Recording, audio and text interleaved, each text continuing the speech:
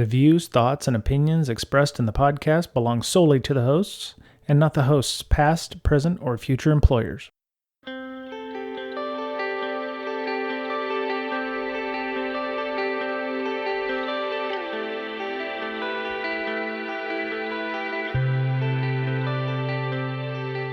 Welcome back, everybody. This is Brian for Breaking Down Security. This week is our part two of our discussion, actually, with Andrew from the Executive Director of the FIDO Alliance. We're going to talk to him a little bit more about how FIDO and everything works. This week, we're going to discuss, as a matter of fact, the first thing we get into is IoT and talking about how IoT is just a hot mess concerning the application, authentication platforms and what have you, and how FIDO is helping out with that. You can catch part one of this 2 weeks ago. Last week was, of course, with Derek Rook when we talked about red team and blue team tactics and how to communicate better between red team and blue team and management. But I learned a lot with this series of interviews about the FIDO Alliance and what they do, how they work. They're not just a bunch of companies trying to push their own agendas, which is great to hear. And we're going to go ahead and get right into this interview. This is Andrew's response to my question about there's a website stating there'd be 15 billion devices in 2020. How is the FIDO Alliance working to help secure those? So what you'll hear as we go right into the show is our discussion and his answer to that question. So have a great week. Black Lives Matter, and we'll talk to you again soon. Yeah, one of the other things I saw was IoT, because according to your website and according to analyst website, there are 15 billion IoT devices out there, or will be very soon, and a lot of those come right out of the box insecure, super easy passwords or hard-coded passwords. The idea of the FIDO Alliance in this case is to be implemented to make sure that we're not being eavesdrop on our nanny cams or what have you. How easy is it to utilize this in an IoT environment, considering there's a number of different platforms for that? Yeah, absolutely. So we actually just initiated some new work. I'm actually just trying to pull something up here to speak through this. Some new work in IoT, and you hit the problem statement on the head. Right. Simply put, I think we need to take the password out of IoT. Right. That would like passwords on the web. This would solve so many problems. Right. Getting rid of the password, and there's simple things that vendors can do to stop hard coding. And I think hard coding passwords with their devices, get away from admin, stuff like that. And those are things that vendors need to do. And I think hopefully they are doing. But when you're talking about 18 billion devices, 18 billion different deployment scenarios, it's important to actually have new standards that vendors can point to in building their devices and onboarding devices. So a couple notes on FIDO and IoT. So for any sort of, user to cloud authentication use case or like a home automation use case, you can actually deploy FIDO now, right? Nice. So you can require, a second factor using FIDO specifications. We've seen people actually use the FIDO specs and do like a silent server, if you will, inside a device where you need to do local FIDO authentication. So you can do that today. And that's another way of getting rid of, shared default passwords. The other work that FIDO is looking at is, to kind of bring the FIDO user authentication paradigm to IoT. And this is the new work that we're doing. It's a new work that we're standardizing, looking at better ways, basically, of onboarding devices onto a network. Right. So how can we protect those networks? How can we protect those devices? How can we make it easier and safer and faster? You think about, like, say, you're rolling out a bunch of smart meters, in a city or on a street. Right. If you can securely onboard those smart meters in a matter of seconds rather than a matter of minutes, think about the cost savings and time savings associated with that. So that's the new work that we're just embarking upon. Working on the first set of specifications right now to allow for safer IoT deployments at scale. And the companies leading that are we haven't talked much about who comprises the FIDO membership, but the groups leading this effort are companies like Intel and Qualcomm, and kind of chipset guys, but also the internet providers. So Google, Amazon, and companies like that are all part of FIDO's membership and also helping drive these specifications. Nice. Yeah, I upgraded my Wi-Fi recently, and I started using the Google Nest Wi-Fi stuff, and I found it quite interesting that I didn't need a password to log in. I just, I installed the Google Nest app on my phone, and then it was like, you power this on, and there's a little code on the AP that you scan with that, and it automatically registers it to your account, and it really gives you, a dashboard of what's going on in your environment. This is not an advertisement for this, but it was just nice to not have to type in a password or, to go, typical Wi-Fi routers or whatever that you hook up. You go to 192.168.0.1 and it's like, oh yeah, there's no password. You can just log right in. And I'm like, what if I don't take the time to do that, or time and effort to do that? And I just decide, well, it works. I plugged it into my network and it, does fine or whatever. It's interesting how we're moving that around, where we go from no password to requiring a password, or it doesn't work until there's a password, to you don't even need a password. You just need to, verify that it's a thing. We're definitely moving that ball down the road, and it was so simple I could do it. So obviously, folks should be able to get to that point where they can do that. So yeah, that was definitely an IoT device that I have implemented in my house, that I didn't feel like I just left it open to World plus Dog to be able to access. Yeah.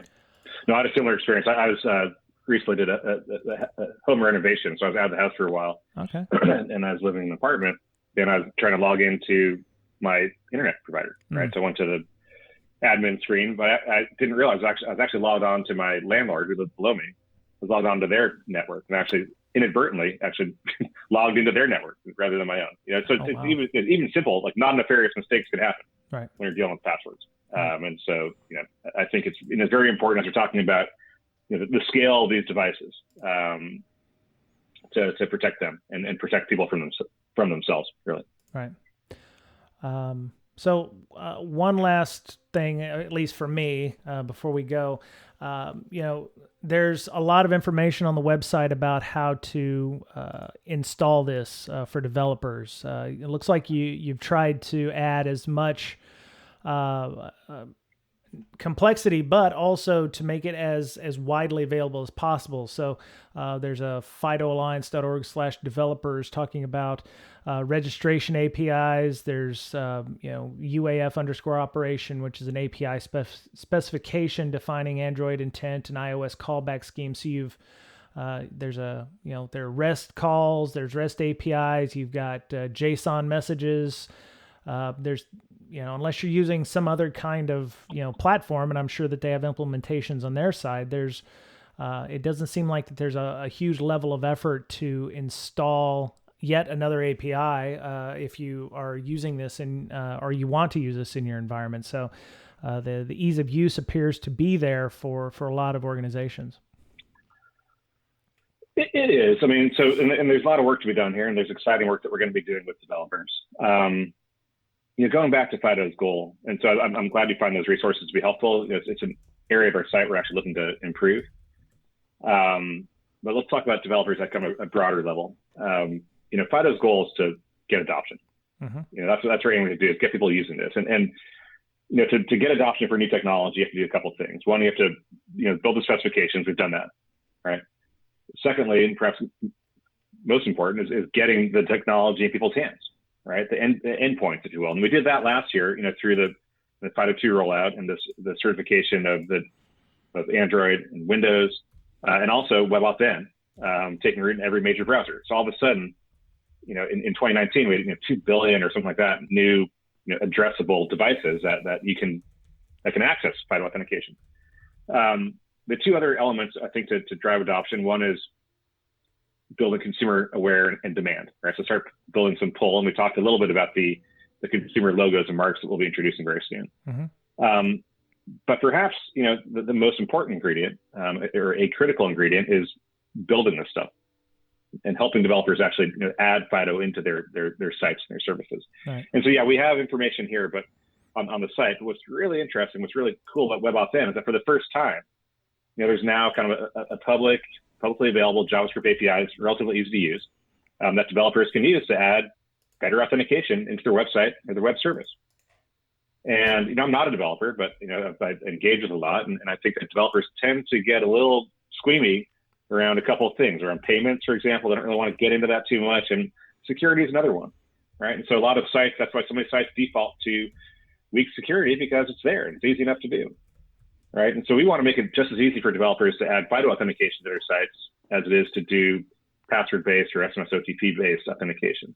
Mm-hmm. And so, WebAuthn enables this.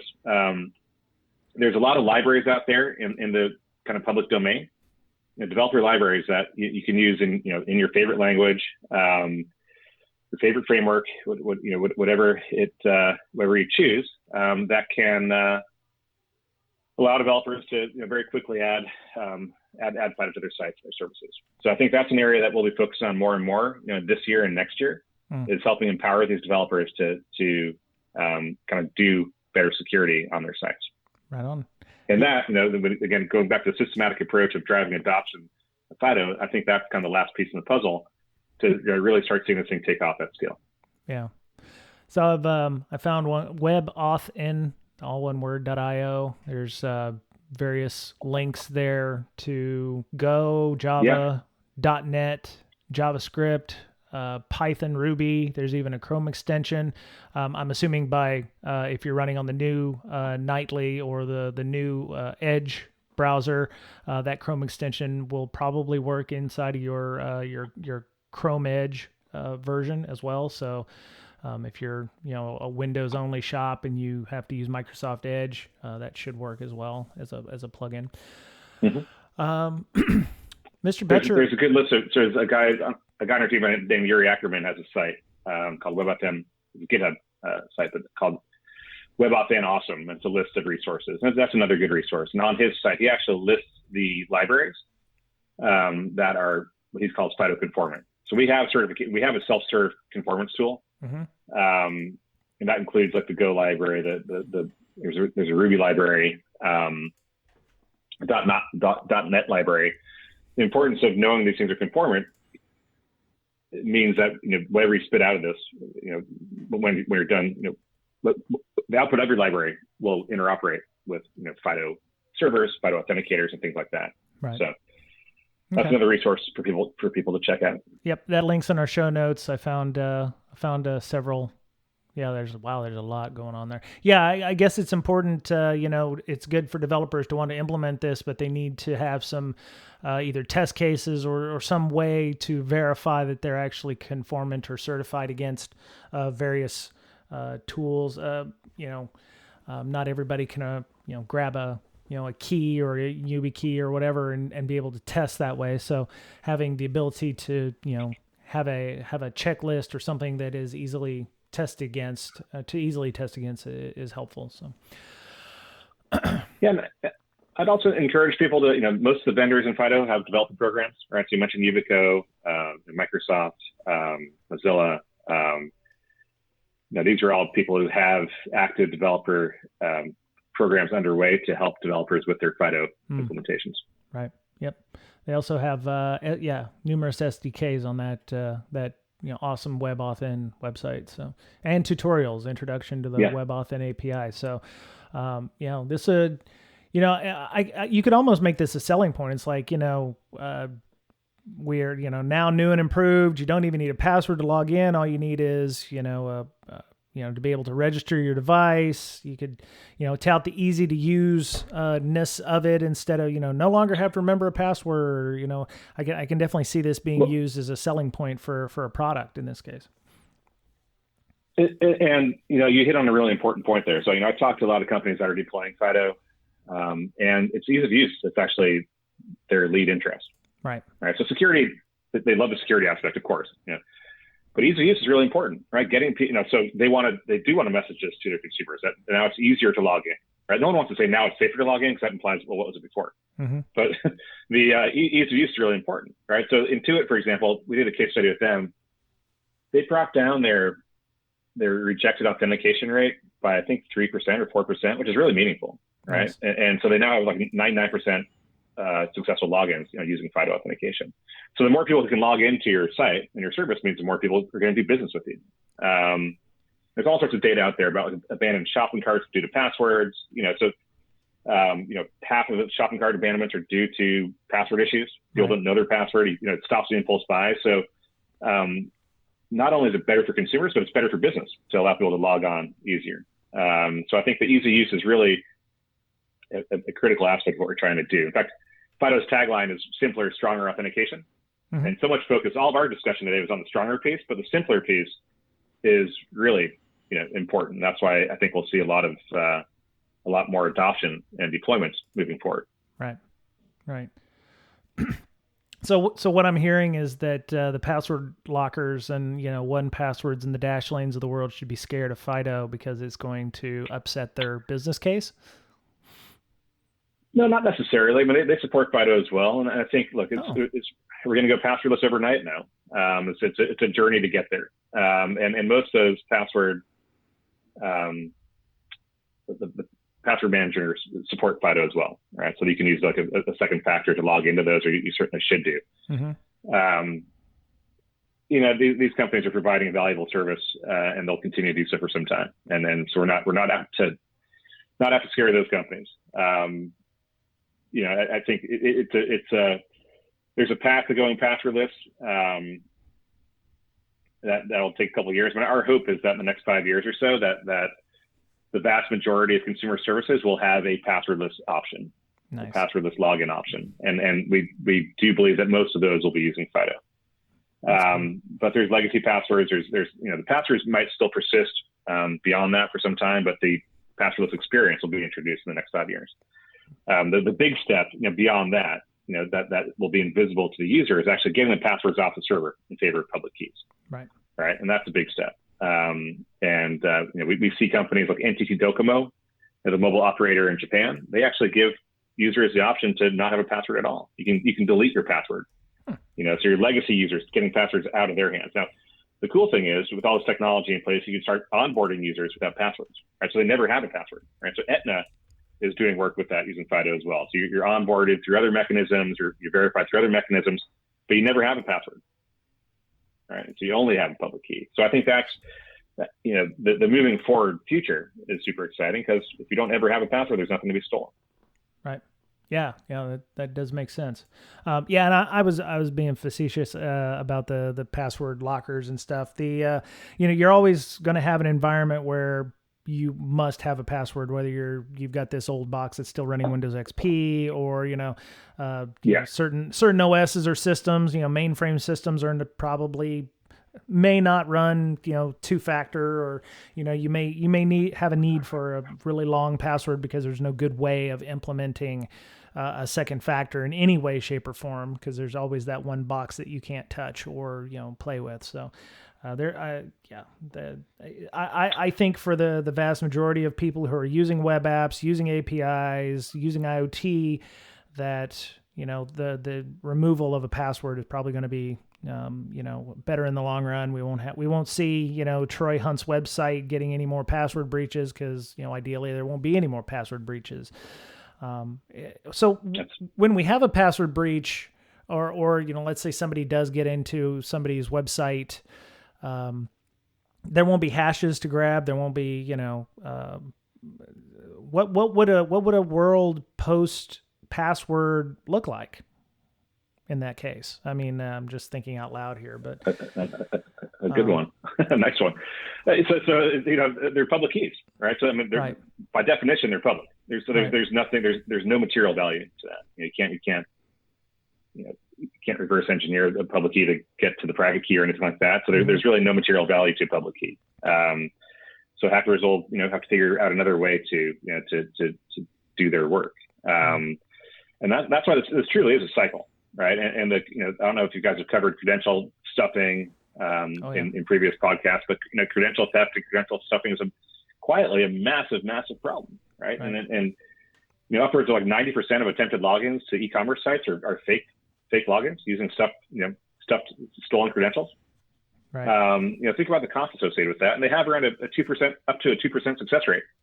So not only is it an infrastructure cost and a manpower cost, but there's real fraud costs associated with this as well. So we think the only way to stop the cycle is to break the cycle entirely and get rid of the credentials. And it'll take a while to get there, but once there's nothing to steal and nothing to resell and nothing to stuff, that whole cycle starts to go away. And that's really what we're trying to do. Again, so FIDO has found is to stop the data breach cycle. And this is, passwords are at the core of this cycle. Right. Yep. Mr. Betcher, do you have any other questions? Not a question, but I think it's really good that what you touched on earlier, Andrew, was that we as security professionals think of, well, we need to get better at security first. That's our first thought.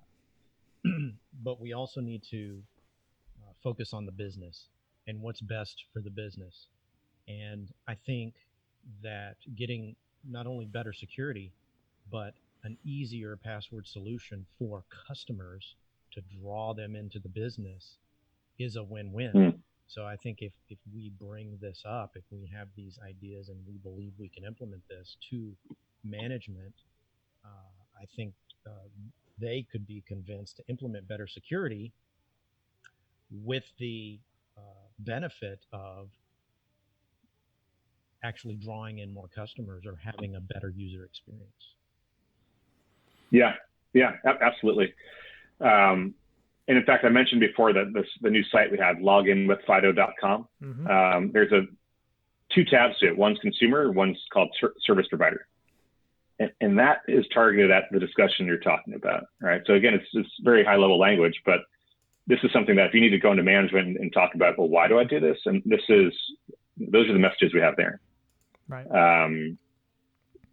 And we think that's a very important. I hear this from like the service providers inside of FIDO Alliance is that, hey, look, I need help selling this internally. Like I know it makes sense, but how do I talk to our C-suite about this? And this is what we're trying to do: is help people talk to their C-suite about the business benefits of FIDO in addition to the security benefits.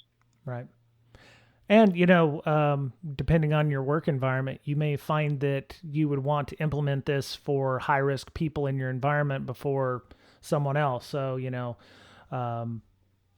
got a developer with access to code, or, you've got people who have access to sensitive data, HR folks. You may want to implement this in your own environment internally to, further shore that up. Or, your CEO is able to send money, out, and, his password is, go Steelers or whatever. And having a passwordless requirement where he has to, I need to see your face before I can do use a fingerprint before I make a wire transfer or something, can make it immeasurably harder for a bad guy to be able to do a money transfer or a wire fraud or something like that.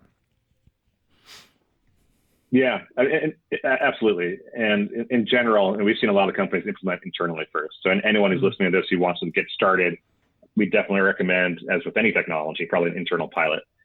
So you do some piloting, but I think you find some internal use cases where you actually need it. Right. Protecting sensitive resources, find a team that should be protecting themselves. The C-suite's a good example. They're all targets of spear phishing. They should all be using, if they're G Suite companies, they should be using advanced protection. If they're Windows companies, they should be using Windows Hello. These are all things that are out there that support FIDO today. But, doing internal pilots is a great way to get started.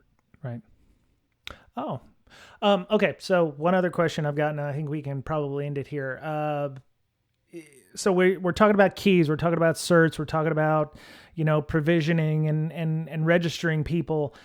How easy, and I guess this would depend on the implementation, would it be to do things like revocation? So let's say I lose my device. I lose my phone. Whoops, it's in the lake or something like that.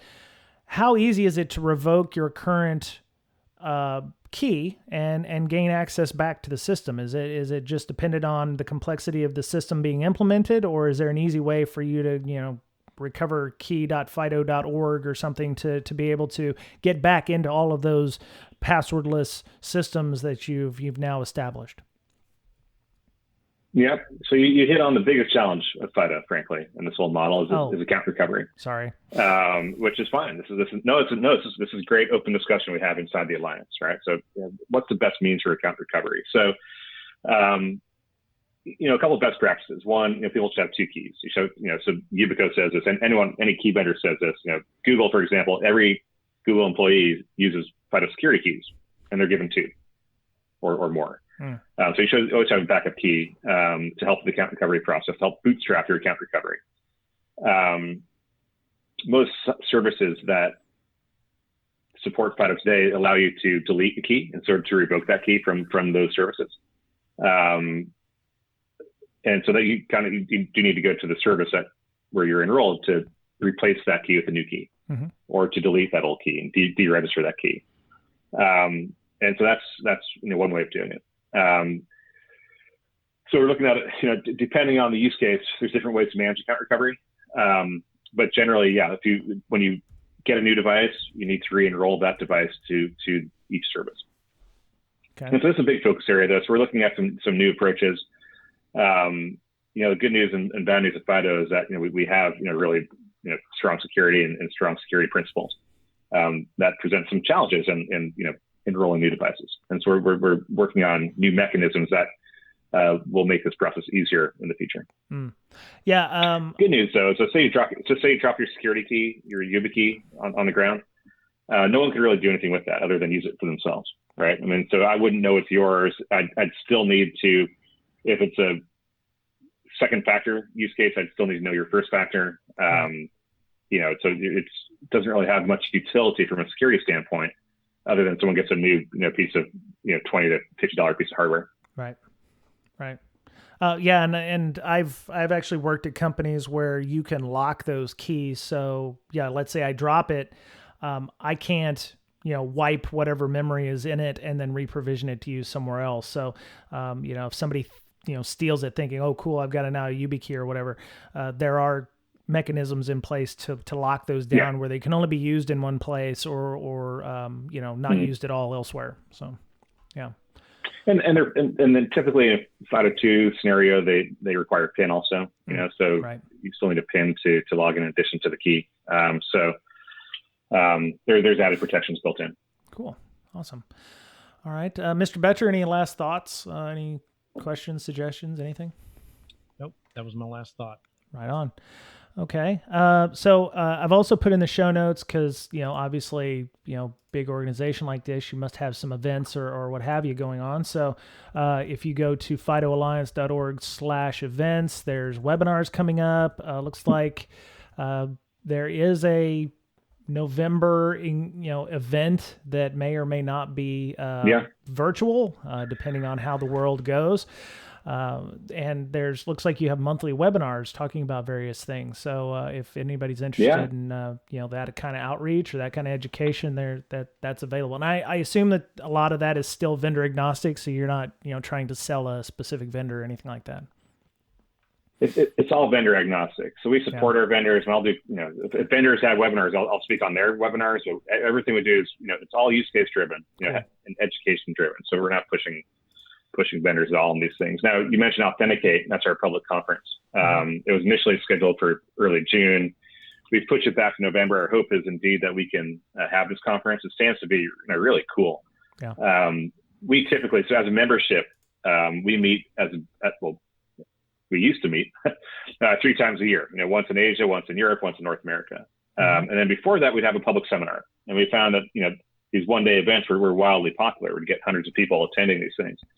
And so what we've done is we've kind of expanded that paradigm with Authenticate to have a 2-day public conference, with sponsors, with vendors, but 2 full days of content.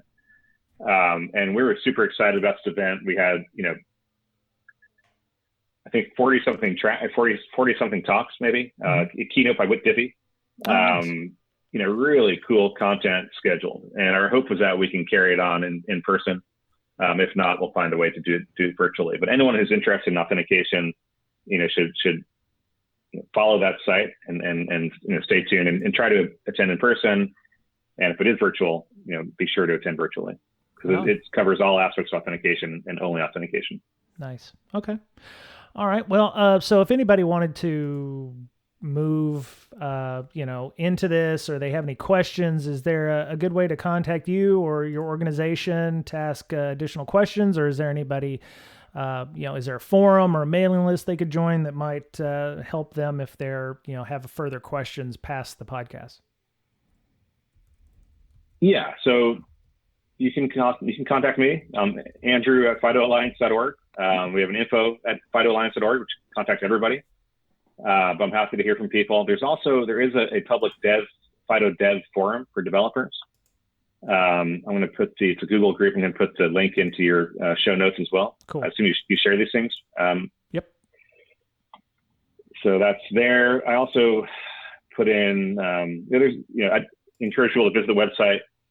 We have resources there. We have case studies there, webinars, archives, recordings.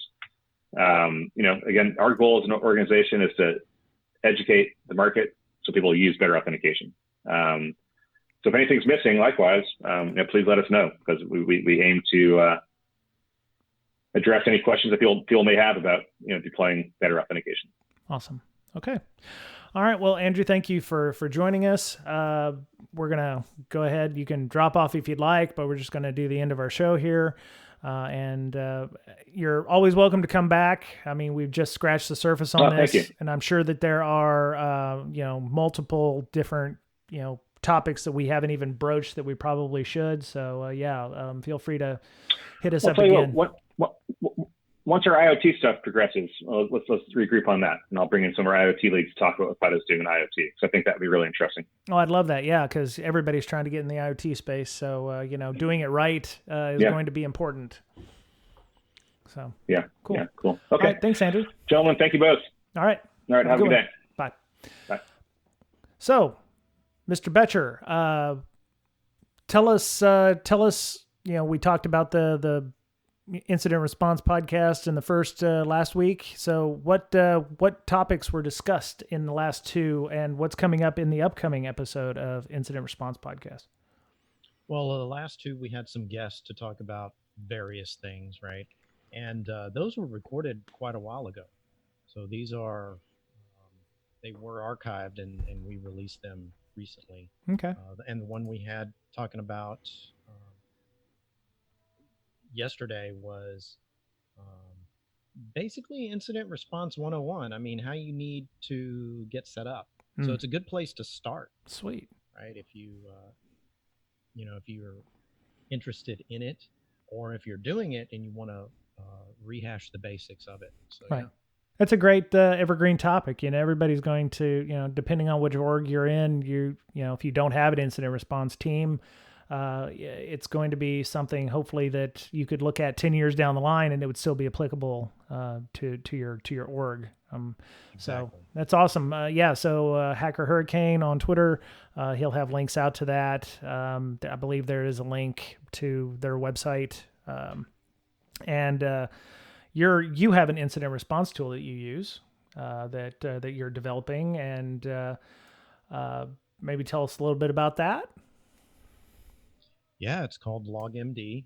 I'm sure listeners have heard of it before. Right. But it's something that we came up with to help us not only prepare for, but also help us respond to attacks. Right. If you want to audit your systems to see if it's doing the right things for free, you can download the free version and audit your system and see what you may be lacking on your endpoints. Right on. It is for Windows, and it'll tell you, hey, set these things. It's totally free. It comes with Windows. It's not going to hose your system. It's all built in by default. Windows really doesn't do much as far as security for incident response, but if you turn these things on, you're going to get a lot, and you're going to benefit from it if something were to happen. Right. So it creates detective controls and helps on the back end preventative wise. So it helps detect and reduce the amount of damage potentially that could happen by being a detective control. So they don't pay us to do that, but it's a good tool for blue teamers, and they're not a sponsor yet, but once they start making fat bank, we'll pass the plate in some cases. But cool. So log-md.com, of course, there. And if people were interested in talking about the Incident Response Podcast or LogMD, how would they find you? Yeah, they could go to the website log-md.com, and I'm also on Twitter at Betcherpwned, BOETTCHERPWNED. Fantastic. All right, so you can find our show notes. We put a lot of links in the podcast, both last week and this week. You can find all of the show notes on our website, breakingsecurity.com, BRAKEING security.com. We have an RSS feed, so any of your favorite podcatchers will be able to incorporate that and make it work.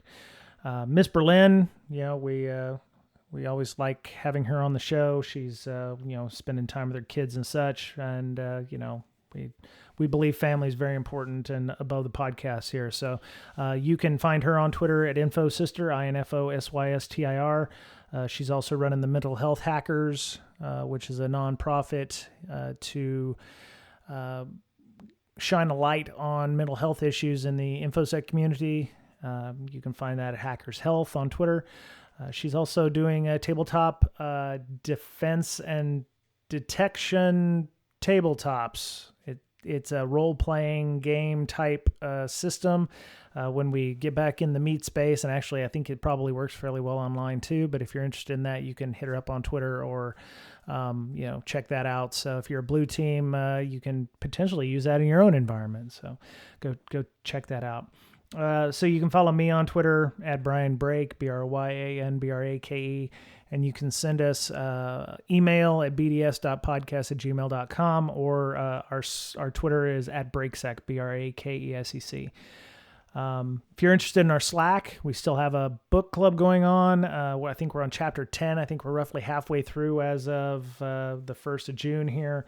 So if you're interested in joining our book club, which happens on a weekly basis, we have a EMEA and APAC version, but we also have a US version as well, which happens on Monday nights, I believe.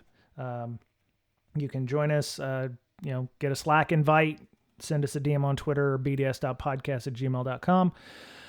And you can join us. We're doing AWS pen testing. It's a packed publishing book, so you can join us to do that. Thank you to our Patreon supporters. Their money and time and tip jar helps offset costs, Zoom fees, Libsyn hosting, domain purchase and renewal, equipment upgrades, and just time and effort of building the community we have. So TeePublic website. We have stickers, t-shirts, coffee mugs, anything you'd want to put our logo on and show support for the show. We get a little bit of a kickback on that as well. If you're interested in doing that, you can go to teepublic.com/user/BDS podcast. And I just saw the other day where I was checking iTunes and Google Play Store, because Google Play apparently is not putting all of our episodes on their feed, even though iTunes has no problem with it. But we have like a 4.8 rating on iTunes out of 5. How does that happen? I don't know. It's obviously Mr. Betcher and Miss Berlin's stellar personalities. But yeah, we have really great ratings, and that helps us get more exposure. So if you are listening to this show and you're like, hey, thanks for putting the FIDO Alliance folks on to talk about the issues and implementation, leave us some feedback on your favorite platform. That way we can get some more exposure, and that helps us out. It's word of mouth it's worth more than gold. It's worth more than the tip jars, sometimes in terms of that. And tell your friends, because, if you're out doing a walk or something and you need CPEs for your CISP or your CISA, podcasts count towards that. So 1 hour podcast is 1 CPE. So Mr. Betcher, you need your CPEs, right? So, oh wait, how does that work for you? I do. How does that work for you? I think you could prep for the podcast. You get a couple hours of prep time, I think, I think that's how it works for CISP. So I need to figure out how to do that, because I'm sure I have about 800 hours of this stuff. So anyway, I don't have anything else. Mr. Betcher, anything left from you? Nope. Okay. Stay safe. Fantastic. All right. Well, that was it for Breaking Down Security this week. Be safe. Be well. Be kind to one another. Take care of yourself because you're the only you have. And we'll talk to you again soon. Bye-bye.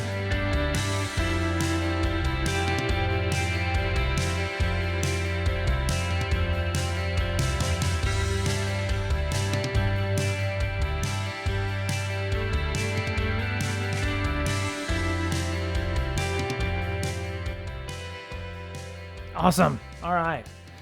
Excellent. All right. But I'm glad y'all are doing the incident response podcast again. I keep getting people asking me about it, and there's definitely not enough incident response discussion out there, and I would love to do more of it on here, but we only have so many times and so many people, and so I'm glad y'all are doing that, and I hope it start a more regular thing. So was it just you two riffing, or was it did you have a person? Yeah, it was on? Just us two. Oh, that's cool. That time. Well, you guys got plenty of experience. You can, between yourselves. Did you see that post in Slack where apparently since like June of last year, there's been a Wireshark-like application in Windows that does full packet captures? Built into Windows 10 or? Yeah, built into Windows 10. I have not seen that. Yeah, let me see if I can find it. I thought I put it up in the Blue Team channel. Let me see. Scroll. Let me do a search. Yeah, you can run it via the command line. So let's see. Let's see. Hidden rules. Bleeping computer. Windows terminal. DOS path magic tricks.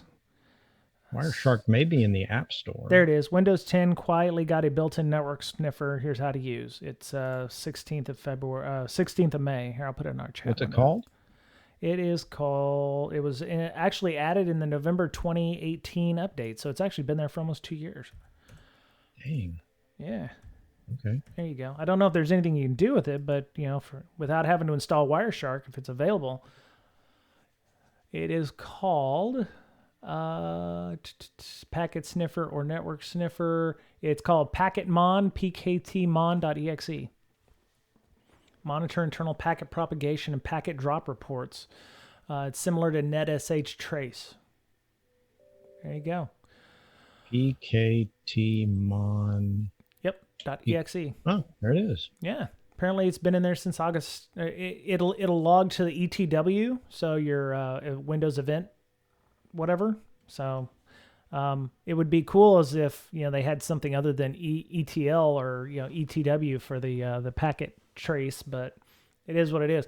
And I don't know if it does promiscuous mode or anything like that, but it might be worth a look if you could set up some kind of rule set that would allow you to watch for various things in there. Cool. Yeah. I did not know this. Oh, there you go.